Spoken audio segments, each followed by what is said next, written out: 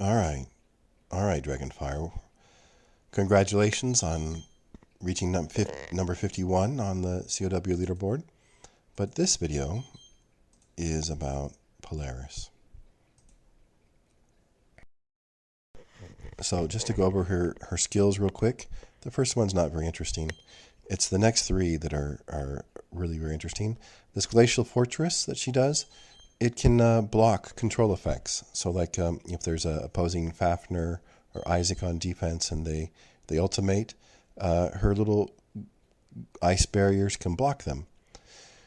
But the big skill that is of interest is her Northern Lights. And the reason why this is so important is that it increases control effects by 60%. So like if you pair her with Arachne, her stuns will be, half as long, half longer. And the biggest thing, probably nobody really notices or thinks about what it means, is that she decreases enemy skills by 10. And we'll talk about that in a minute here. And then her last skill is that she increases magic damage by 140%, which is more than double. So that's pretty amazing. I think we can actually start by talking about her reduction to skills.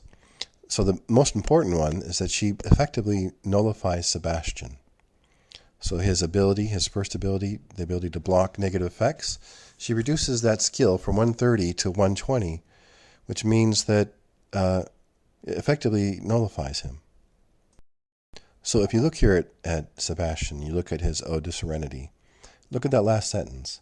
Chance to protect from a debuff is lowered if the target's level is above 130.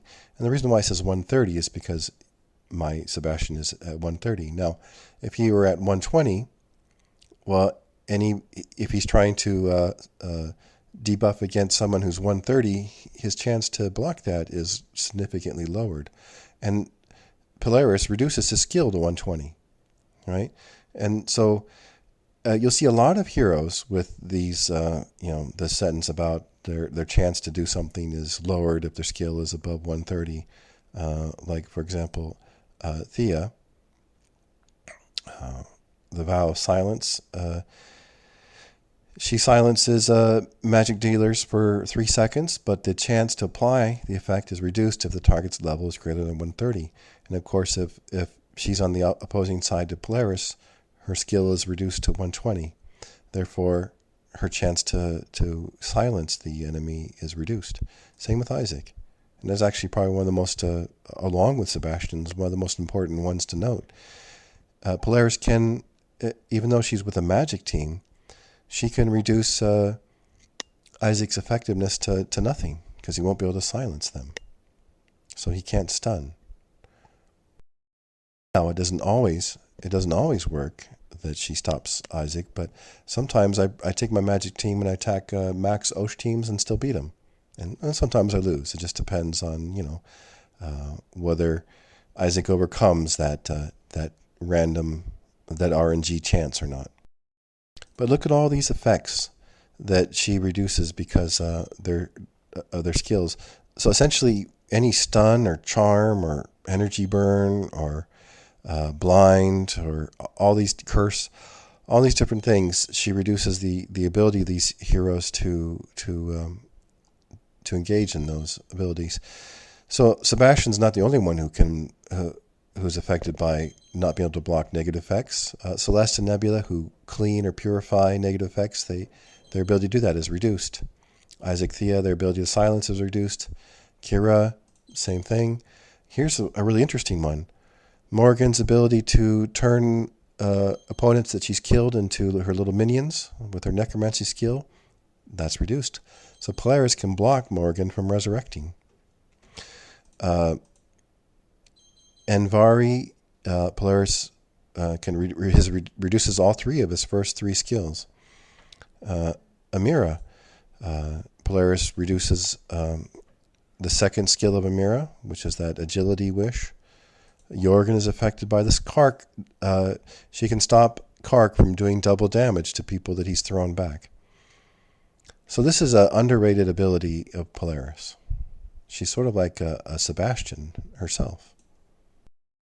Now, I set up some examples of how she, I think the most important thing is how she's able to stop Sebastian. So we'll show, and I set this up, I'm not trying to win this battle, I'm just trying to show that like when Arachne attacks Sebastian, obviously she can't stun him.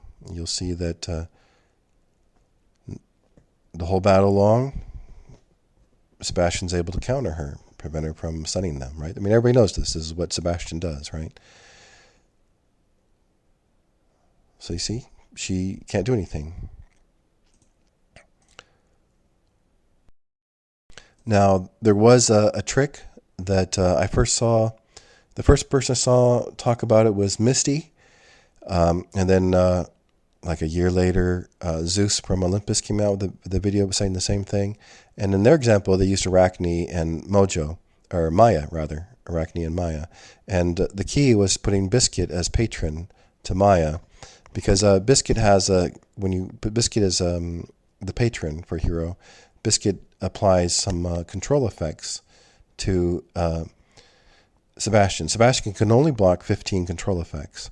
So when you pair Arachne plus someone with Biscuit, they just overwhelm that 15 and break him down. So you'll see here, that eventually, and see there's Rufus is dizzy, and now Sebastian is dizzy, and they're both dizzy still, and easy to kill. So that's that Biscuit trick. Here I'm going to do it with Polaris, who's not using Biscuit. She's using Chorus. And this example will be showing just that Polaris reduces Sebastian's skill from 130 to 120 so that he's not able to prevent the stuns. And here we go. It requires Northern Lights to start. Now they'll start being stunned. See? Rufus is stunned, and Arachne's going to jump on Sebastian there and stun him. They're both stunned, and you see from now on the rest of the fight, they're stunned. So Polaris has nullified Sebastian. So now control magic teams can destroy the hell out of Sebastian. He no longer matters. And of course, they can't kill Rufus. And I also ran the test with just Polaris. And I don't really understand exactly what's going on here, but she's able to stun Rufus, but can't seem to stun Sebastian. So you'll see Northern Lights is in effect, and there goes Rufus. He's stunned, but Sebastian's not. I don't know exactly why that is, but you see. Just by herself, her skill reduction has caused Sebastian to not be able to protect Rufus from being stunned. Right? So he should be able to do that. He should be able to protect him, but he can't. All right, so I got two examples I want to show here. The first is against Macri. Now, Sebastian's there on defense, right? So, of course, normally Sebastian can prevent Arachne and Thea from their control effects, but not in this case. You see, my team slaughtered that team. And one of the interesting things about this is how evenly distributed all their damage is. It's not one hero doing everything. And in fact, Mara did more damage than anybody else, which is pretty remarkable. But my team here was almost 200k smaller than this one. That's a Max Heidi, a really big Sebastian, a really big Amira. The whole team's big, right? And this is a variation of the Amira meta that people have been using a lot lately.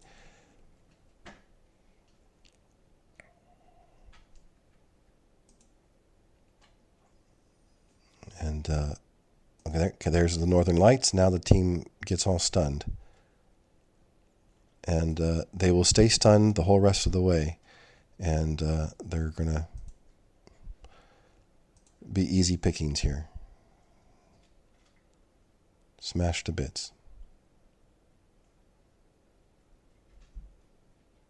So I'm pretty proud of that fight. Now with this one, I want to demonstrate Polaris's ability to boost magic damage. Right? So you'll see that the defending Aurora is much bigger than mine, or at least bigger. And this is also a very strong team, right? You've got Heidi and Iris, who get healing from Dorian. And the opposing Aurora is bigger than mine, but look how much damage mine does. And it's because when you see the northern lights go up, and Aurora will just start destroying the whole team. In about 10 seconds, the entire opposing team will just melt away.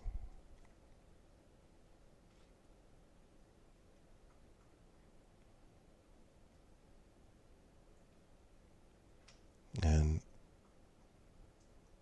boom, boom, right? Just a few seconds, Aurora did so much damage, boosted by Polaris, that the entire opposing team just died, right? It's almost like watching a mirror. One other thing to note about Polaris, so I noticed that nobody's using the new meta anymore, which is essentially this team here, but instead of Dorian, using Polaris. Polaris does not actually do anything to help Heidi at all. Polaris boosts magic damage. He doesn't boost magic attack. So the pure amount of pure damage that Heidi does is based upon his magic attack. And again, Polaris does not boost magic attack. She boosts magic damage. And so when Heidi does his pure damage, she doesn't boost that. So Polaris does not do anything to help Heidi and Iris. And that's a common misconception I run across. Now, the reason why Heidi is effective with this Polaris team is that if you try to attack it with Dante, Heidi helps them dodge Dante. That's really the only benefit to having Heidi in that team. That's Heidi's job. But he doesn't get any benefit from having Polaris next to him. So, with her ability to increase magic damage, to turn Aurora into Amira, and her ability to extend Arachne's stuns and to nullify Sebastian, you can see why I encourage all of my guildmates to use her with their magic teams.